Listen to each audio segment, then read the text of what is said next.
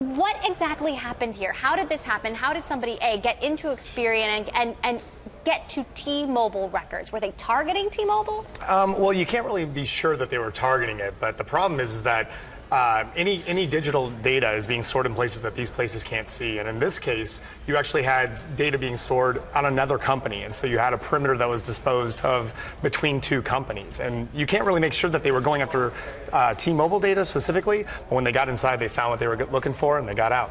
But, why would it be T-Mobile specifically that's affected? Why couldn't these hackers get data from other companies that Experian is also storing? I think T-Mobile's just breadth of user base and the amount of information that they were storing about the customers was very unique. They had, millions upon millions of different customers in one location, and it was actually stored in a very small amount of files. They were able to get in, get out, and do it very quickly. Look, you've told us you're only as secure as your weakest link. Mm-hmm. So, what is the lesson for T-Mobile CEO John Legere here? How much responsibility does T-Mobile bear?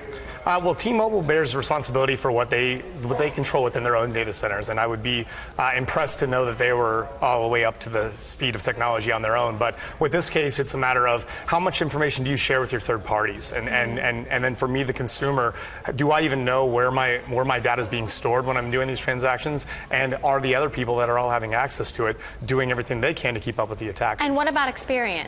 Experian just needs to take a hard look. I mean, a lot of these companies are Experian, by the way, has been hacked before, but this was different, right? They've been hacked, but more in like a social aspect. I think they were tricked into selling some data before, but in this case, this was actually a breach. And so this was a targeted breach where they found the weakest link. They may have started at T-Mobile and worked their way down like a hacker would, found the weakest link, and in this case, it was another business that had access to the location. Interesting. So what about me? What about customers? What can I do? Or to a certain extent, are we just vulnerable to the businesses and the companies and the wireless carriers that we choose to use? Well, interesting enough, I know Experian, one of the things they offered was 2 free years of credit identification protection out of this. But I think that we just need to be aware of the fact that when you're putting this data out there, that you need to make sure that you're keeping track of where it's at and when it's at, and then if you need to make changes to it. But how can I know that? You ultimately have to trust as a consumer in the businesses that you're handing it, but you can take these steps to be monitoring your own credit history, and if you see types of things, there are services that you can employ, and take them very seriously, because this kind of stuff, once it gets out there, it's hard to erase.